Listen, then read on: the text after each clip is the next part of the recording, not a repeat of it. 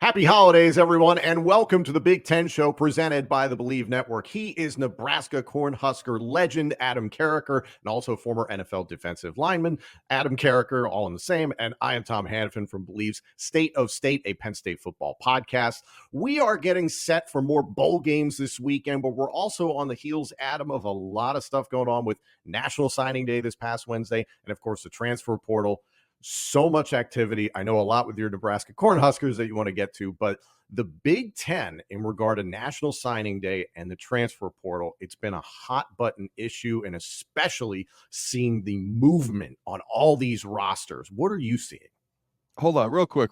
I told you I was going to have you do this. I'm not cool enough, but give everyone a thumbs up, Tom. A little thumbs up. I don't know if it's going to show up on camera. It's not going to do it now. We're going to do this.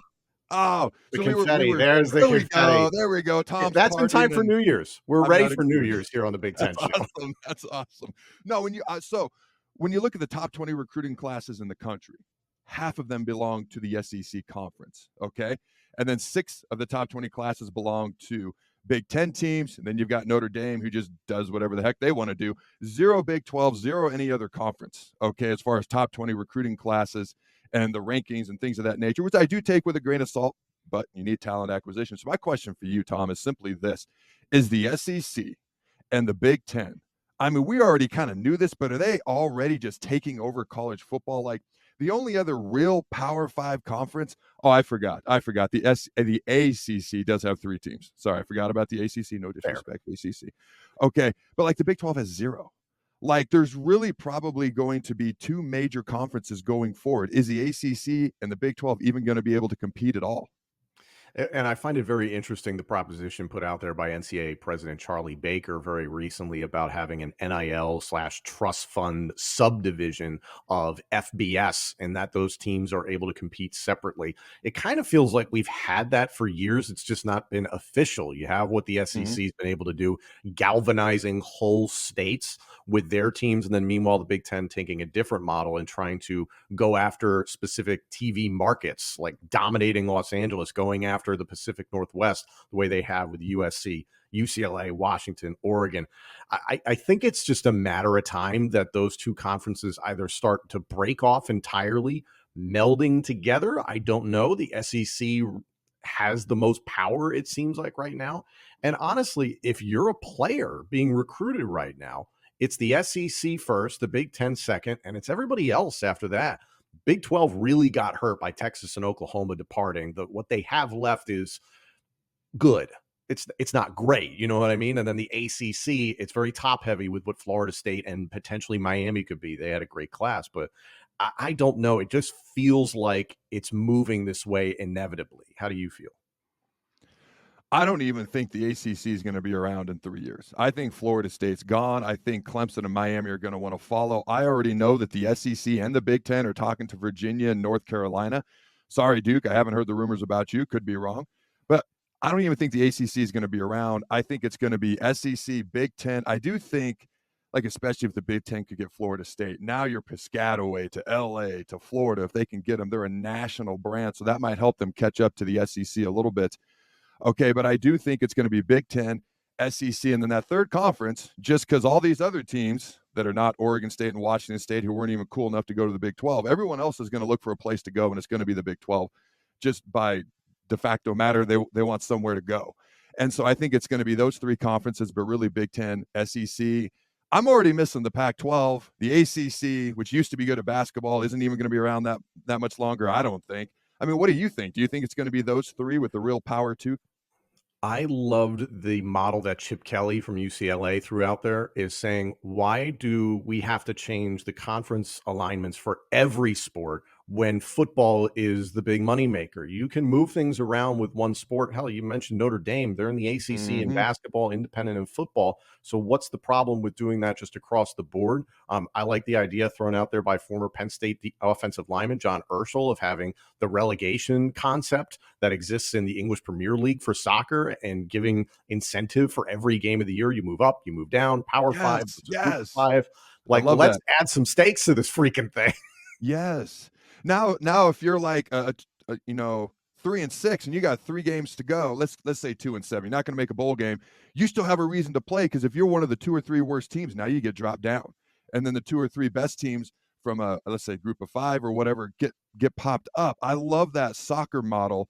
Now, real quick, Notre Dame, okay? I always make the joke they get to have their cake and eat it too, even though their icing isn't even that good anymore. Okay, that's how I like to phrase it. Should they have to join a freaking conference? Also, I think they're going to have to, because all these conferences are going to make so much money, they're going to end up being on the outside looking in. But what say you? I envy Notre Dame because they get to do whatever they want. They get the benefit of the doubt. They get put in the top 10 because of brand notoriety seemingly Yep. every year. Everybody was freaking out about Sam Hartman being the starting quarterback and what they did against Navy over in Ireland to start off the season. And then we found out within a few weeks that they were pretenders and not contenders. Mm-hmm. I envy them because they get to be independent and they can do whatever they want. They can make their schedule very diverse. I think that's something that's missing because we get so bogged down in, oh, you only played your conference, and Michigan's strength of schedule, they played a weak non-con and a weak conference schedule. It's like, great, let's mix it up. Play teams from the Mountain West, play teams from the SEC. That's the benefit Notre Dame has. I still don't have to like Notre Dame. And that's, those two things can exist at the same time. Thumbs up on that one. Thumbs up on that one. Thank you all so much for joining us here on the Big Ten Show. We are going to be joined here next by Fox Sports' Rob Stone to get his thoughts on what in the world is going on with the Michigan Wolverines, the Ohio State Buckeyes, sorry to all the rest of the Big Ten fans out there, but also what this means for the remainder of the Big Ten going into 2024. And we're all big wrestling fans. We might talk a little wrestling. That's next on the Big Ten Show. Joining us now on the Big Ten Show from Fox Sports, he is Rob Stone. Rob, first of all, happy holidays and happy New Year. How are things on your side of the country right now? Do you want the honest assessment? I want the honest. Always. So, all right. Well, the honest assessment is I have 4 teenagers. All of them are in high school, and all of them are going through finals this week. So I had to get, I can't even talk to my humans. I have to get my phone out and text them like, hey, I'm doing a interview today at 8 a.m. Pacific. Can you please be respectful and not play music, not yell, not scream about laundry that was or wasn't done, worry about a certain final, a carpool, a ride. So somewhere just over there and up there is all kinds of chaos brewing. But right here is good. We just get to talk Big Ten. It's a happy place. It's a very happy place. I love a couple of things. I love that you called them your humans, first of all, okay? Second of all, I have 6 kids. All right. Now, only one's a teenager. It's not a competition, Adam. No. Oh, well, if there's any more coming, there's going to be a doctor getting an unhappy visit from me. There's not a competition I'm trying to win. I've only got one teenager, but at a certain point in my life in the near future, I'm going to have a senior, a junior, a freshman, 2 7th graders, and a 5th grader. So I'm not where you're at, but I know what's coming my way, my friend. So I kind of sort of get it. I'll prepare you the best I can, but you're still going to get a sledgehammer to the back of the head and have no idea what's coming.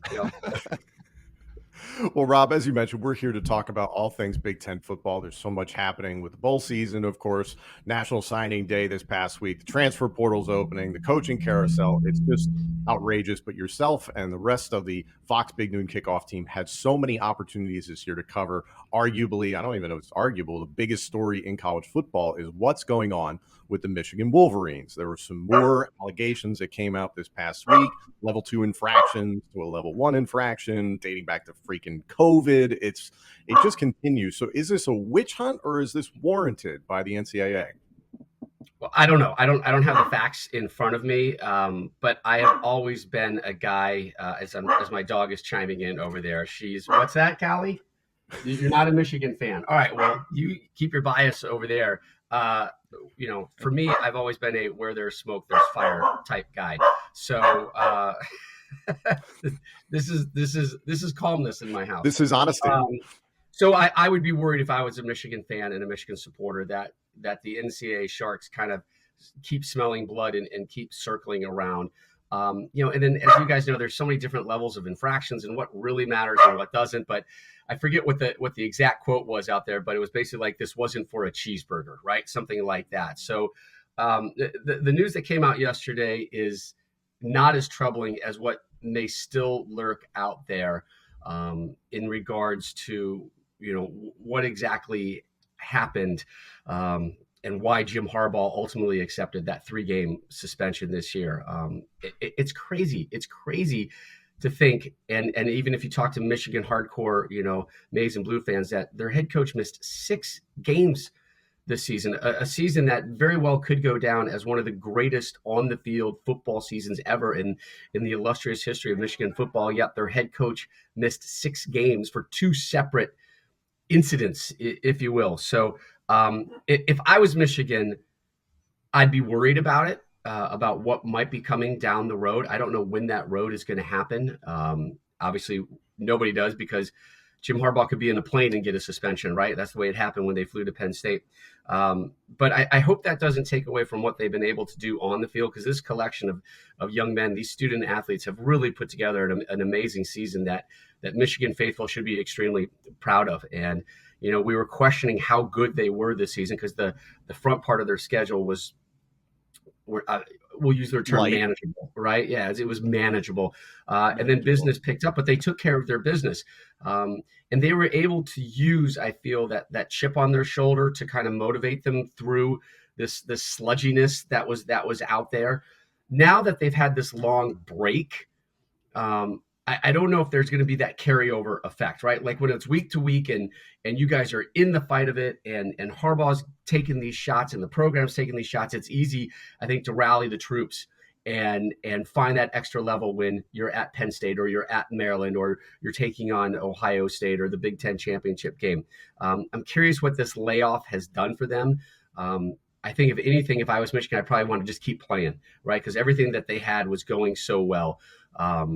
And I like them. I know there's a lot of people out there who don't think that they're going to get by Alabama. I think they would have loved to have had Florida State instead of Alabama. But I actually believe in this Michigan team, and I think they're going to get themselves to that championship game this year. Yeah, it's interesting. You talk about basically the bookend suspensions, the beginning of the year, the end of the year, what this season could mean for Michigan fans if they do go on to win it all. Could be an all-time season. But I'm going to ask, I'm not going to get to any of that just yet. I'm going to ask, well, first of all, you took care of your humans, but not quite your dogs. But that's what I love about it. It's raw, ladies and gentlemen. We're having fun. But here's my question. It's not about the upcoming playoff game just yet. I want to ask about that next. But Jim Harbaugh, let's say, okay, a bunch of these sanctions come down, a bunch of these things come down on the university. It's going to take time. We know that. But maybe he sees the writing on the wall, so to speak. Do you think he's going to be Michigan's head coach next year or 2 years from now? Or is it much easier to go to the NFL where he knows he can find a very, very good job? Right. And obviously he's been courted by the NFL in the past, and there's going to be these openings, and he's had success at the NFL, right? I think that's the big thing, that these NFL owners will look and say, oh, this guy has done it. I'm willing to overlook maybe some of these college infractions, because guess what? That stuff doesn't happen in the NFL. Yes, there's NFL infractions and rules and whatnot. If you had asked me this question, and if you had asked the Big Noon Kickoff guys this question, say 2, 3, 4 weeks ago, I think they all would have said across the board, he's gone. He doesn't need this. He's got opportunities. If you look at his timeline through his coaching career, he kind of, I wouldn't say he wears out his welcome. It kind of expires, and it needs to go on to the next, and it goes on to the next. And I think that's just kind of the human being that he is, or how he coaches, or how he handles things. And I know there's, issues he had in San Francisco with, those in the front office, but it always feels like there's kind of this timeline with Harbaugh where it's X years and it's time to go on to the next, and X years and it's time to go on to the next. And we're clearly at that X year window, if you ask me, where it might be time for that new challenge. But there's part of me that just knows and hears and feels his passion for his university. This one is a little bit different. It's not leaving Stanford or leaving San Diego. This is his school that he is essentially kind of resurrected. Remember, just 3 years ago, 3.5 years ago, we were saying, he's out because he's out. Not because he has other opportunity. He's out because he's not getting it done at Michigan. And now he's got them to this elite level year after year after year. And I think he's more of a collegiate guy, if you ask me, where he's wearing the cleats and he's got the gloves in the back pocket to catch some warm-ups. I mean, the whole thing just reeks of college and building young men. And we all know how tricky it is to go from college to NFL. It's 2 completely different jobs. I feel more than ever, actually, that I think he's going to stay. I think he feels like this is home, and this is what I want to do. But, and it's a big but, the winds that are swirling around him, I don't know if he could take another suspension and still be looked at as honorably as a lot of people try to view him at Michigan. So that would be the tough one. I mean, there's definitely, Adam, that opening out there of, let me get out before I'm swept out, and let me take a great cushy job, and he'll have his pick of NFL openings at a lot of these places if he wants it. I don't think Chicago's one of them. I just think his back history with the people that are in play there in Chicago doesn't quite fit. But I think there's some other opportunities out there that are going to be really hard to turn around. But in the end, I think he's a Michigan guy through and through and stays in Ann Arbor. One of the reasons they have so much momentum, obviously 3 straight wins against Ohio State. And just a few weeks ago with the transfer portal opening up, Rob, it seemed like there might be a mass exodus underneath Ryan Day there in Columbus. And now they go into National Signing Day and they sign a hell of a recruiting class. So it seems like Ohio State is reloading again for next season. Starting quarterback is a question in terms of Ohio State's place in is the a question. You're calling it just a question. I think it's the biggest question in college football out there right now. I agree with you. I don't know what they're going to do. McCord leaving for Syracuse, listen, I spent 4 years of my life in upstate New York, but let's be honest, there's Ohio State and then there's Syracuse, and you can't see my hand anymore. Right. I mean, that is a big drop off. I never felt like Ohio State was enamored with McCord long term. I think they were always kind of hoping that there would be a better fit for who they are going forward. And to McCord's credit, he fought through it. That late interception in Ann Arbor, I think, kind of sealed his fate. But I think he could have looked back on that winning drive at Notre Dame and saying, wait a second, this guy, maybe he does have it. But I think he was just too much of a pocket type passer, didn't have enough legs to get him out, where they always just wanted somebody else.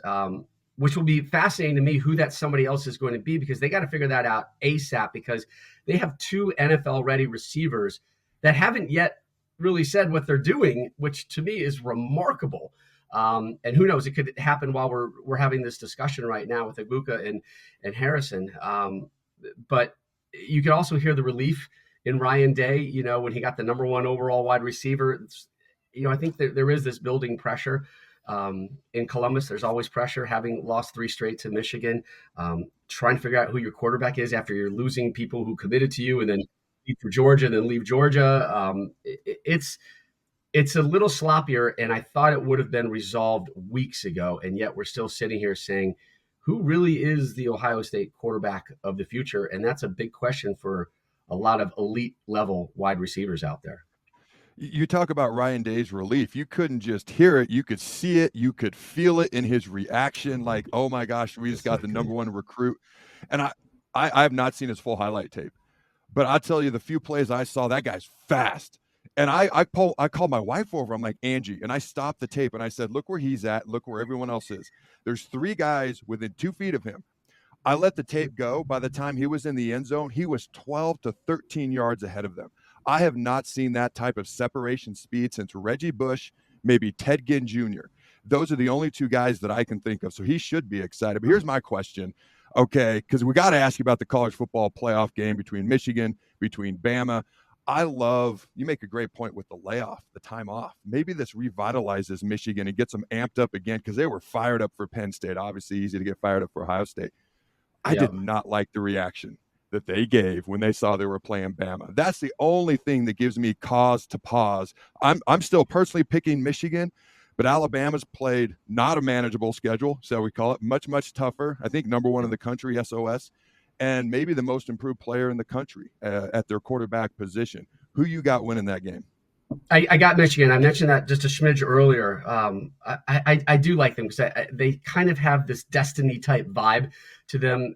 And also being a guy who's been in sports for a long time, I remember when Michael Jordan, first kind of splashed onto the scene, and it was, oh my gosh, Chicago Bulls, look at them. They're going to be fantastic. But it took them and him a few years to figure out, to kind of get over that hump, whether it was the Celtics or the Bad Boys or whatever. I feel like Michigan's kind of that team right now, where they've been so close, they haven't been able to get over the bump. I feel like now they have that locker room, that veteran locker room presence. They have a locker room which manages the program right now. Like, I don't think Harbaugh has to do that much. And this is not a knock on Jim Harbaugh. If anything, it's a compliment on him and his staff that they have created a culture there inside that locker room that can handle anything, can handle that program. And they have been dealt some odd cards this year.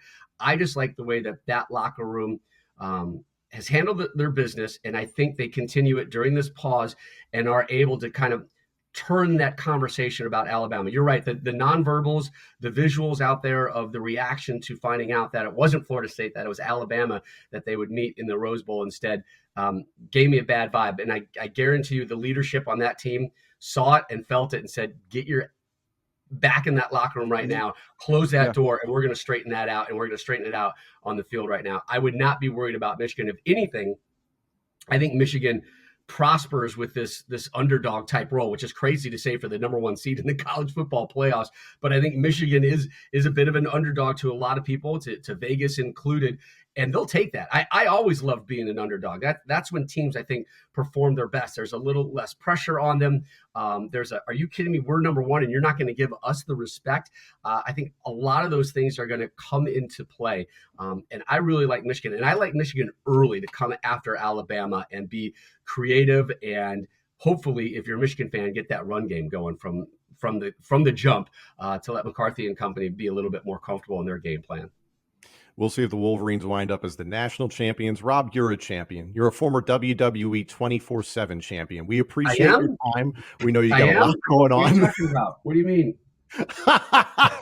He doesn't remember it at all, folks. What is Not that? at all. Remember it at all. I wake up every morning and I look at this picture right there. Look at that belt around my slim waist.